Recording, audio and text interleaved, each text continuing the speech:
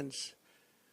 They've given you the fake stories that the illegals coming into the country are much better than our people. They don't commit crimes. These are some of the worst criminals anywhere in the world. And they don't just come from South America. They come from all over the world. The Congo in Africa, a lot of them coming from the Congo. The Middle East, Asia. They do come from South America, but not all. They're coming from all over the world, and they're emptying out their jails, and they're emptying out their mental institutions. The money they're saving is beyond belief, and what they're doing to our country. And if I were the president of one of those countries, I'd be doing the same thing. I'd say, let's empty out our jails into the United States. We're dumping ground for the rest of the world, and it's going to stop starting on January 20th. But the most important day in the history of our country is going to be November 5th, Election Day. 3 months ago in Queens, an illegal alien released into our country by Border Czar Harris approached two 13-year-old children with a machete in broad daylight, forced them into the woods, tied them together by the wrists, and raped the young girl, hurt the girls very, very badly. They caught him because he put it on tape, he put it on film. They caught him. He thought it would be nice to have it on tape to show his friends. In June, 2 NYPD officers were shot at point-blank range by an illegal migrant from Venezuela.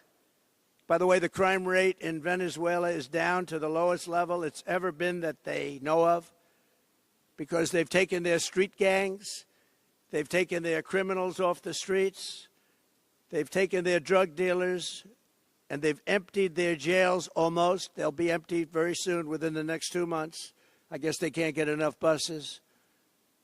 But they're bringing people at record levels to our country. These are criminals, and their crime rate is the lowest it's been ever that anybody can remember. Caracas has become a safe and wonderful city, unlike our cities that are getting worse and worse with this horrible invasion that Kamala in particular, because I'm no fan of Biden. He's been a terrible president, doesn't know what he's doing, and he proved that during the debate. But you know what? He assigned her the job, and whether you call her a border czar or just say that she was put in charge of the border, doesn't make any difference. Same thing. She's done a horrible job, and she'll be out there tomorrow standing probably in front of the wall that I built, trying to say what a wonderful job she did, and the fake news will believe her because that's what they want to do. But she didn't, and I hope everybody out there understands that. The Border Patrol custody was incredible, and I have to say that Border Patrol has done an amazing job under the circumstances. And you heard Tom Homan many times say there was never anywhere near anybody as good as President Trump when it came to all of the things that we're talking about, the border, crime on the border. And he said there wasn't anybody even close as president. In Albany last May, an illegal alien who was caught and released by Kamala Harris stalked and raped a 15-year-old girl, driving up behind her, abducting her by force with a metal pipe, and raping her again and again, over and over, and hurting her very badly. In Indiana this June, a woman was kidnapped by two illegal aliens, brought to a house, held down and raped, and then forced into the back of a car while illegals drove around talking about how to kill her. Let's find out how to kill her. She threw herself out of the moving vehicle, was badly hurt, but escaped, and she said, "They didn't mean to rape me, they meant to kill me." That was her statement. Earlier this year, an illegal migrant from Haiti granted entry by Kamala and her horrible policies, and in particular her phone app, which nobody can even believe exists, and the people that deal with the phone app are the cartel heads, if you can believe this. They're actually put there, I believe, for the heads of the cartels. And they call it and they tell you exactly where to illegally bring the people that they've, in many cases, abducted. The phone app, I hope the press looks into that. Brutally stabbed this woman to death. 2 people in suburban Middletown, New York, are looking at this with a life that will always be shattered. It'll be shattered and can never be the same. The brutality was unbelievable. And despite all of this, Kamala Harris intends to stand before the American people tomorrow and lie. She's going to lie just like she did about her job at McDonald's, just like she did about the 818,000 jobs that they created that were fake jobs. They didn't exist. It's a fraud. And there's nothing nice about what I'm saying. Our country's in trouble.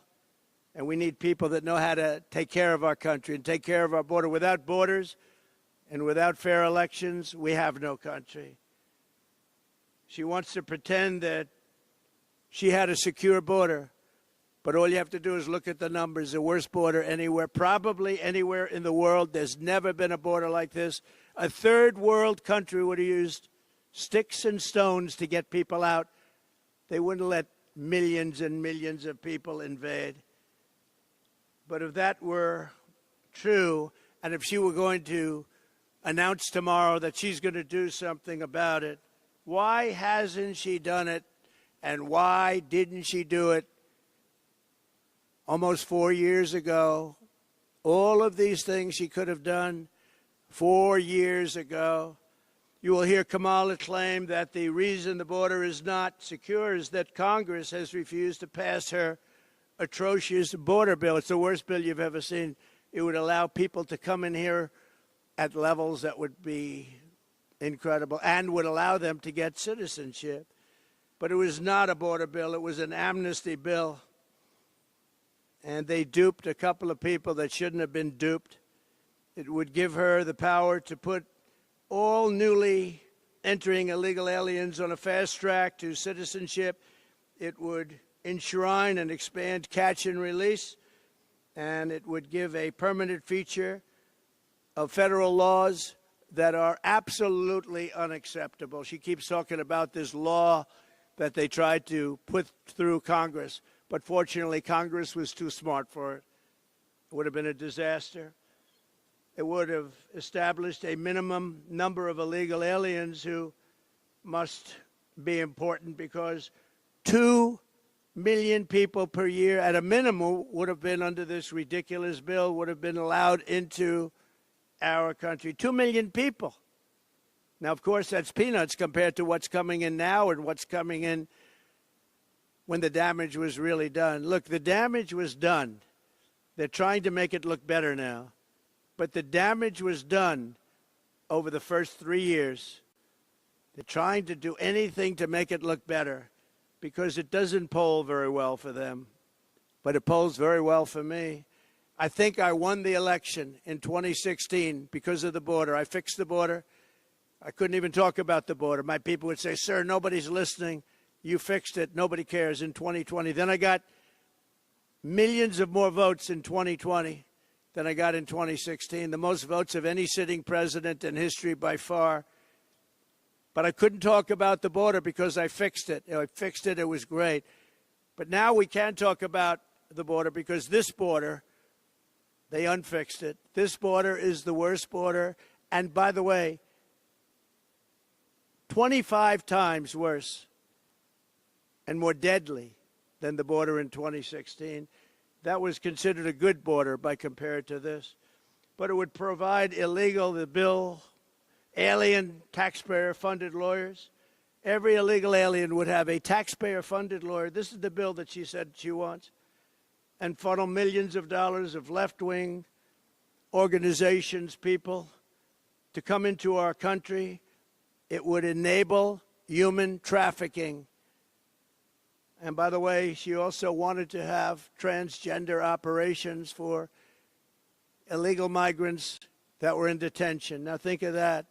She also wanted, as you know, to defund the police. She wants to defund the police. She was one of the leaders in the defund the police movement, and that lasted for years. And anybody that wants to defund the police for one day should never have the right to be president of the United States. And she was one of the leaders in that movement. But think of that. She wants to give sex change operations to people in detention that came in illegally and are classified as illegal migrants. If they want a sex change operation, she said, that's okay, we'll do that. The only way to secure our border is to fire radical border czar Kamala Harris this November. Look, we talk about the border. She's been just as bad on everything else. We have the worst inflation, I think, in the history of our country. They say 48 years, but that's pretty bad, too. But I think the actual number of years is, I think it brings it out to the worst ever. Kamala Harris endorsed abolishing ICE. She is seen as a down with deportations opportunist, but people don't realize that the people of this country want deportations of those criminals. They want the murderers out. They want the drug dealers out. They want everybody out who's going to hurt them. They want to have a safe country. As I said, before being interrupted by lightweight anchor David Muir, crime is massively up in our country. It's very lucky the Department of Justice released numbers right after that debate. Somebody in there might like me, but they released numbers, giving the real numbers, and the numbers were unbelievably, shockingly high, the highest ever. And I haven't gotten an apology. I want an apology from ABC. She supports free taxpayer-funded health care for illegal aliens, and even, as I said, some of the horrible things that she's willing to do, including the sex change operations for people in detention. She called for abolishing immigration detention centers. She wants to have detention centers, but detention centers that you can get out of. Remember when in 2014 Obama built cages and the fake news tried to say, I built them. Fortunately, we had a great American that said, no, these were built during the Obama administration, and Biden knew about it, but I don't think Biden knows too much. And we have one other thing that she's called. She's called the grandmother of sanctuary cities. I'm going to terminate all sanctuary cities. Sanctuary cities are sanctuary for criminals. They're sanctuaries for criminals. And, you know, you can go to California where she ruined San Francisco. She destroyed. San Francisco may have been the greatest city in the world 16, 18 years ago, and now it's a practically unlivable place. And I hate to say that. I have property in San Francisco. It's not a good thing to say, but this far supersedes my ownership of property. It's an unlivable place. It was the best city. Bob Tisch of Lowe's, a friend of mine, great guy, wonderful man. He was in San Francisco. He was in Chicago. He had big businesses all over, the Tisch family. Bob Tisch used to tell me that he thinks San Francisco is the greatest city in the country. He passed away quite a while ago. And San Francisco probably was, and now it's not even livable. She destroyed it when she was the DA, and she destroyed the state of California along with Gavin Newsom. She destroyed the state of California when she was the AG.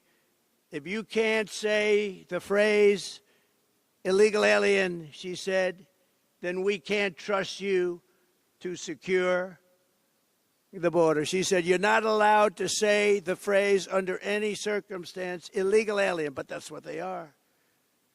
And it's that simple. She didn't want you to use that term. If you used that term, you'd be fired. And by the way, she fired everybody in a row. She couldn't get along with anybody. You know, it's interesting. 5 months ago, she was considered the worst vice president in history. She was laughed at, scoffed at for 3 years. She was the worst. Her staff hated her beyond belief. They were quitting. She had almost nobody wanted to work there. She couldn't get people to work for her. And she was just considered as bad as it gets. And she wasn't going to be chosen. No way that she was going to be chosen to replace Joe Biden. We had the debate. After the debate, they said, oh, this guy, we got to change him. I think we were up 21 points. But they went in there, and everyone knows they threatened the 25th Amendment. They threatened him with the 25th Amendment. They said, Joe, you're going to get out. And Nancy Pelosi led the charge. And Nancy Pelosi has a little problem because her husband sold their Visa stock. They had a lot of Visa stock one day before Visa, it was announced that Visa is being sued by the Department of Justice. Think of that. Nancy Pelosi sold vast amounts of Visa stock one day before the big lawsuit that we all read about a few days ago was brought against Visa. You think it was luck? I don't think. She should be prosecuted. Nancy Pelosi should be prosecuted for that. And she should also be prosecuted for J6 because she turned down 10,000 or any number she wanted, soldiers or National Guard. And I hope you all read John Solomon and what John Solomon wrote 2 days ago, because if you read it, you'd see that Donald Trump did absolutely nothing wrong. It's a scam. It's a scam. On day one of my new administration, I will stop all migrant flights immediately. They should stop them tonight. She can do that. Just sign one little page saying stop the migrant flights. But she won't do that. They're infecting our country. They're destroying our country. I will shut down all entries through the migrant phone app, something that most of you haven't even heard of, but it's very active and taking in thousands and thousands of people a week. I will end catch and release, and I will remain in Mexico. I'm going to tell Mexico, thank you very much. You're putting it back right away. You're putting it back, and they will do it, too, when I tell them. I will bring back Title 42. I will send a federal law enforcement, large group of people, but a tough group of people, to liberate Aurora, Colorado. The governor of Colorado is petrified of these gangs. These are Venezuelan gangs with equipment better than our military has, going in with guns. The governor of Colorado is a coward. He's afraid to do what you have to do. And every other town that has been taken over by the migrant gangs and criminal alien thugs. And I think I'll go to a couple of these towns over the next 2 weeks. You'll see for yourself what's happened to them. They've been literally destroyed. I will send Congress a bill to ban sanctuary cities in the first day that I become president. And I will tell you, whether it's California or any place else, you might have guys like the governor, Newsom, or others that are governors wanting it. Nobody knows why. But the people don't want them. You can go and ask the people of California, do you want sanctuary cities? The people, including Democrats, will say, we don't want them. We will seal the border. We will stop the invasion, and we will begin the largest deportation of criminals, the criminal element, which is a large portion. We will start that immediately. Dwight Eisenhower had the largest deportation effort ever in our country, President Eisenhower, because he hated the fact that people were able to pour across our border. This will be much larger than that, but we will get rid of the drug dealers. We will get rid of the human traffickers. We will get rid of the murderers, the people that came out of jails, and the people that came out of mental institutions. They will all be gone, and it'll happen very quickly. We'll be dealing with local law enforcement who knows everything about every one of them. Their name, their serial number, they know everything. We respect our police, and we're going to respect law and order again. So I appreciate everybody being here. I just wanted to make this statement before Kamala goes down to the border. Anything she says tomorrow, you know, is a fraud, because she was the worst in history at protecting our country. So she'll try and make herself look a little bit better, but it's not possible. Normally, I would save this speech till after she leaves, but there's not a thing she can say to make it change. As you know, President Zelensky is asked to meet with me, and I will be meeting with him tomorrow morning at around 9:45 in Trump Tower. And it's a shame what's happening in Ukraine. So many deaths, so much destruction. It's a horrible thing. And one of the things that are very bothersome to me is the fact that Europe is paying only a small fraction of the money that the United States of America is paying. And we have an ocean between Russia and ourselves. They don't. So I see what's happening there. It's very, very sad. But we're in for numbers that nobody can even believe. And as you know, the European nations, as a combination, their economy is fairly close to the size of ours, so it's similar. They should be equalizing. They should start paying up. I did this with NATO. I made them all pay. Bush would make a speech and leave. Obama would make a speech and leave. And I said, you got to pay. If you don't pay, we're not going to be there. And everybody paid. And the Secretary General, good man, he said, I've never seen anything like it. For 10 years we've been trying to get them to pay, and it was only Trump that was able to do it. He was very honest. It's true. That's where they have the money to do what they're doing right now. But they all paid, most of them anyway, hundreds of billions of dollars they paid, and they paid it fast. They said, sir, does that mean you won't protect us if we don't pay? I said, you mean you're delinquent? Yes, let's say we're delinquent. No, you won't be protected. The money came pouring in. Nobody else wanted to say that, and the press thought it was terrible that I made that statement. But if I didn't make that statement, we'd still be paying. You know, we were paying for NATO, most of it, almost all of it, maybe all of it for years. So I'm going to see President Zelensky tomorrow, and thank you all very much. Thank you.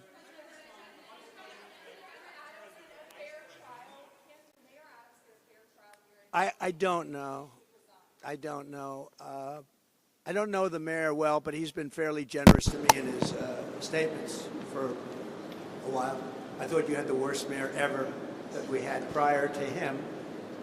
I will say this. I watched about a year ago when he talked about how the illegal migrants are hurting our city and the federal government should pay us and we shouldn't have to take them. And I said, you know what? He'll be indicted within a year, and I was exactly right, because that's what we have. We have people that use the Justice Department and the FBI at levels that have never been seen before. So I wish him luck. I don't know anything about what he did, but I told a lot of people right over there, that group was saying, you know, sir, you were right about that. When they mentioned that, I said, he came in and he was pretty strong about it. He said, this is really unfair to make us carry this burden. We shouldn't be doing this. This is New York City. I mean, your parks are loaded up. I just passed recently Madison Avenue, the Roosevelt Hotel. It's like nobody would recognize it. That's Midtown. But he came out very strongly against it. He was right, by the way, because it's ruining our country. He was honest. And I said, he will be indicted within a year, and that's what happened. And I noticed the indictment's very old. It goes back a long time. Well, I had the same thing. They went way before the statute of limitations. So I wish him well, but I said that he will be indicted because he did that. You take a look. That's what they do. These are dirty players. These are bad people. They cheat, and they do anything necessary. These are bad people. And we need an honest Justice Department, we need an honest FBI, and we need it fast. Yeah. Mr. You're meeting Keir Starmer, the UK Premier. Yes, he's coming tonight. What do you think of him? Some of his colleagues have gathered quite critical of you. Well, I'm going to see him in about an hour, so I have to be nice, right? Yeah. But I actually think he's very nice. I think he ran a great race. He did very well. It's very early, but he's popular, and I'll be seeing him, and I'll send you regards. Who are you with? Who are you with? I'm with GB News in the UK. Okay, good. Would you rather Nigel Farage would have a bigger role? Well, I think Nigel is great. I mean, I've known him for a long time. He had a great election, too. Picked up a lot of seats, more seats than he was allowed to have, actually. They acknowledge that he won, but for some reason you have a very strange system over there. You might win them, but you don't get them. Nigel is a fantastic person. President Zelensky said that he do not understand what it takes to win the district. Oh, then I should immediately cancel my plan. No, he knows I understand. Look, I hate to see the carnage. If I were president, it never would have happened. Russia would have never attacked Ukraine. Never, ever. And by the way, President Xi would have never even thought about Taiwan, which he's thinking about very seriously now, flying planes over it every single day. But President Putin would have never attacked. When I look at the horror show that's gone on, and the level of death is far greater than what is being reported. When you look at those cities, they're all knocked down, those beautiful, gorgeous golden domes, they're shattered and lying on their side, never to be replaced again. You can't ever replace that. 2,000 years old. When you look at the heritage of that really very vibrant country in so many different ways, and you see how it's been so broken, the people, so many people dead, where they have to use old soldiers, old men and young boys because they're running out of soldiers. It's a very terrible thing. And then you see that the United States is paying for most of it, and Europe is not chipping in. And all you have to do with Europe is the same thing I did with NATO. Say you have to pay. And if you say you have to pay, they will. It's very unfair to the United States, but I look forward to seeing him tomorrow. We'll see. I do believe, I disagree with him. Well, he doesn't know me, but I disagree. But I will say this. I believe I will be able to make a deal between President Putin and President Zelensky quite quickly. I don't want to tell you what that is. Vice President suggested today that your strategy with Ukraine amounts to surrender to Russia. How do you respond? No, I don't think so. I don't think so. And it's not a surrender. What my strategy is to save lives. I want to save lives. Millions of people are dead. Millions more than they even think about. And it's not my fight, but it is a fight to save humanity. That is a terrible, let me explain. That is a terrible war that would have never happened. And it didn't happen. I even have Democrats. I watched them on Deface the Nation and some of the shows this weekend. And they said, well, we agree that it wouldn't have happened if Trump were president. I was very generous of them. But it would have never happened. That's what bothers me even more. There was no reason for that war to happen. But it did happen, and millions of people are dead, including soldiers from both sides. It's so sad to see it, and I'll meet with President Zelensky, and we'll see what happens, but I believe I can work that out. It would have been, I will say this, it would have been a lot easier to work out prior to the start. And Putin never, ever even thought about going in, and it was the apple of his eye. I knew him very well, had a very good relationship, despite the Russia hoax. It was a total hoax. But we had a very good relationship. Fortunately, otherwise we could have ended up in war over that. It's very dangerous. You know, when you make up stories like that, it's very dangerous. The laptop from hell was very dangerous. But Putin told me often, it's the apple of his eye. But I said, Vladimir, don't even think about doing it. He would have never done it. And then, of course, through stupid oil policies and energy policies where oil got up to almost $100 a barrel, Putin said, wow, I have a lot more money than I thought I had. And he prosecuted the war. But even if it went up, and it wouldn't have gone up like that, that's what caused inflation, that and stupid spending for the Green New Deal, which was a Green New Scam, turned out. Do you notice that they don't ever mention anything about environment anymore? What happened to the environment? They don't mention it. They don't mention that the ocean's going to rise 1/4 of an inch over the next 500 years. They don't mention it anymore. It's incredible. I will say this, though. What they should start mentioning is nuclear warming, because we're in grave danger. The world is in grave danger, and you better get smart people. You know, during my term, I never mentioned the word nuclear, but that's the warming that you're going to have to be very careful with. And we're very close to World War III. Whether it's the Middle East or that, October 7th would have never happened. Iran had no money. I guess that's probably why you hear the stories about Iran. Only a consequential president would have this happen. Only a consequential president. But Iran would have made a deal with us. It would have been a great deal for them. The only thing is they cannot have nuclear weapons. And we would have had it because Iran had no money during my administration. They were broke. And they would have made a deal and they would have been happy. And they would have had an unbelievable civilization. But it didn't work out that way because of a thing that was very sad to watch. That was the election, a very sad thing to watch. Would you still make a deal with them now after everything's happened? Make a deal with who? Make a deal with who? Would you try to make a deal with Iran sometime if you were reelected? Sure, I would do that. Yeah, I believe in getting, it doesn't matter. I have a great memory, but it's a memory that wants to serve the people. We have to make a deal because the consequences are impossible. We have to make a deal. And they would have had a deal. I would have said we would have had the results of the election been correct. We would have had a deal within 1 week after the election. I was prepared to get it done within 1 week after the election. They could have done that too, but they had no idea how to go about it. They could have done it because I gave them a country that wanted to make a deal. They had to. There was no money to Hamas. There was no money to Hezbollah because Iran didn't have the money. Now Iran has $300 billion. They made it all in the last 3.5 years. The sanctions came off. They made it all in the last 3.5 years. Plus, they essentially have Iraq as a subsidiary, and Iraq has $300 billion. So Iran is a very rich country. They have $600 to $650 billion, including Iraq. Iraq doesn't like it when I say that, but that's true. They're really a subsidiary because foolishly Bush wiped out.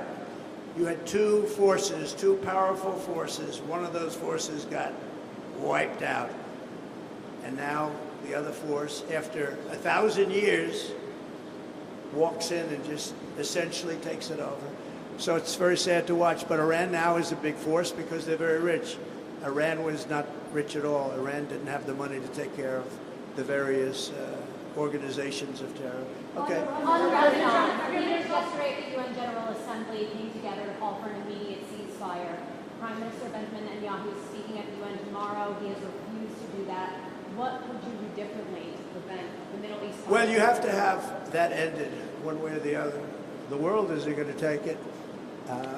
You have to have that ended, and I would think that we're getting close to a point where maybe it can end pretty soon. But you're going to have to end. That's unacceptable. The whole thing over there is unacceptable. That's another one. October 7th would have never happened. Would have never happened. Ukraine and Russia would have never happened. Think of it. Would have never happened. Inflation would have never happened. Think of the world. The Afghanistan pullout in that way. We would have pulled out, but we would have pulled out with dignity and strength. I'm the one that got it down to that number. But I would have kept Bagram, because Bagram is this massive Air Force base that we built many, many years ago with billions and billions of dollars, the most powerful runways that can hold more load than any other runway in the world. And we walked away from it. And it wasn't Afghanistan that was the problem.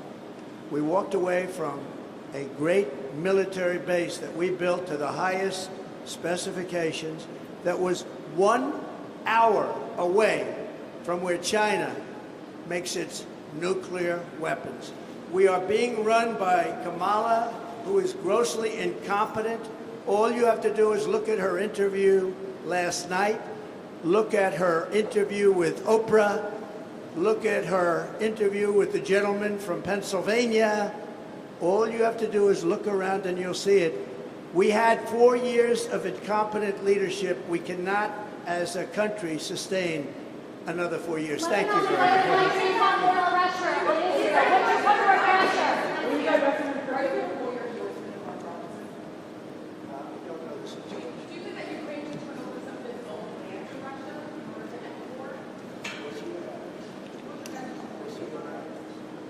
Let's get some peace. We need to stop the death and destruction. Don't you think?